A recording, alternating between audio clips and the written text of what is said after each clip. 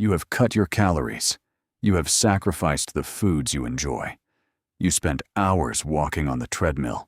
You step on the scale and see that you have lost weight. But when you look in the mirror, the stubborn, dense layer of lower belly fat remains absolutely unchanged. It feels like a biological prison. You assume that your metabolism is simply broken, or that this is the unavoidable penalty of crossing the age of 60. You are fighting the wrong war. If you are a man over 60, lower belly fat is rarely a calorie problem. It is a hormone problem. The traditional advice of eat less, move more is a catastrophic failure for the aging male endocrine system. You cannot starve away a hormonal imbalance. Today, we are going to perform a biochemical autopsy on the aging male body. We will dissect the exact hormonal shifts that force your body to hoard visceral fat as a survival mechanism. We will explore the critical difference between the fat you can pinch and the fat that is suffocating your organs. Most importantly, I am going to give you the exact, scientifically proven protocols, from insulin manipulation to targeted mechanical tension, to correct the imbalance and incinerate the fat. Welcome to the lab. It is time to reclaim your biology. Section 1. The hormonal equation. To understand why fat accumulates specifically in your lower abdomen after 60, we must examine the master controllers of your biology: testosterone and cortisol. Testosterone is the hormone of conquest and vitality. It signals the body to partition nutrients into muscle tissue and actively burns fat. Cortisol is the primary stress hormone. It is the hormone of survival, signaling the body to hoard energy in preparation for a famine or a crisis. Here is the biological trap. The fat cells in your visceral region, your deep belly fat, possess a significantly higher density of glucocorticoid receptors. This means they are hypersensitive to cortisol. As a man ages, his natural testosterone levels decline. Simultaneously, the cumulative stress of modern life, poor sleep, and age-related inflammation cause baseline cortisol levels to rise and remain chronically elevated. This endocrine inversion sends a terrifying signal to your central nervous system. Your body believes it is under constant existential threat. Because the visceral fat cells have the highest density of cortisol receptors, the body aggressively shuttles every excess calorie directly into the lower belly to protect the vital organs. You are not fat because you are lazy. You are fat because your biology believes you are in a state of emergency.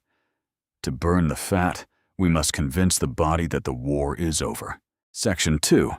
Visceral versus subcutaneous fat. Not all fat is created equal. We must delineate the enemy. Subcutaneous fat is the fat you can pinch with your fingers, located just beneath the skin. It is metabolically relatively inert. While it may obscure your abdominal muscles, it poses little immediate threat to your longevity. Subcutaneous fat responds moderately well to traditional caloric restriction and cardiovascular exercise. The true enemy of the senior man is visceral fat. Visceral fat is stored deep within the abdominal cavity, wrapping around your liver, pancreas, and intestines. This is the hard, protruding beer belly common in older men. Visceral fat is not just stored energy. It is an active, toxic endocrine organ. It continuously pumps out inflammatory cytokines into your bloodstream, driving systemic inflammation, crushing your remaining testosterone production, and accelerating the onset of cardiovascular disease and dementia. Because visceral fat is a hormonal manifestation, it is incredibly resistant to simple calorie counting. You can starve yourself until you lose muscle from your arms and legs, but the visceral fat will remain, desperately clinging to your organs as a survival mechanism. To eradicate it, we must manipulate the hormonal environment. We must address insulin. Section 3. The insulin trap and the glucose hacks. Insulin is a storage hormone. Its primary job is to clear sugar from the blood and push it into the cells.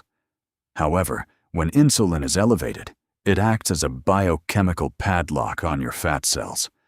As long as insulin is chronically high, a process called lipolysis, the breaking down and burning of stored fat, is biologically impossible. Your body cannot burn fat while it is in storage mode. For the man over 60, years of a carbohydrate-heavy diet have likely created a state of insulin resistance, keeping insulin levels artificially high throughout the day. Hack number 1. Complex carbohydrate substitution. You must eliminate refined, simple carbohydrates, white bread, sugar, and processed grains. They spike insulin instantly. Substitute them entirely with complex, slow-digesting carbohydrates, oats, sweet potatoes, and brown rice. These provide a slow drip of energy, preventing the massive insulin spike that locks your fat cells. Hack number 2. The acetic acid protocol. Consume 1 tablespoon of raw apple cider vinegar, diluted in a large glass of water, 10 to 15 minutes before your 2 largest meals. The acetic acid in the vinegar slows gastric emptying and improves the muscle's ability to absorb glucose, blunting the post-meal blood sugar spike by up to 34%. This dramatically lowers the insulin response required to process the meal. Hack number 3. The postprandial walk. Do not sit down after you eat. Immediately engage in a 15 to 20-minute brisk walk.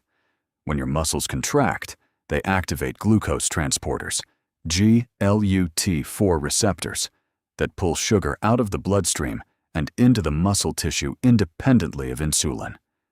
By walking immediately after a meal, you artificially clear the blood sugar, ensuring your insulin levels drop rapidly.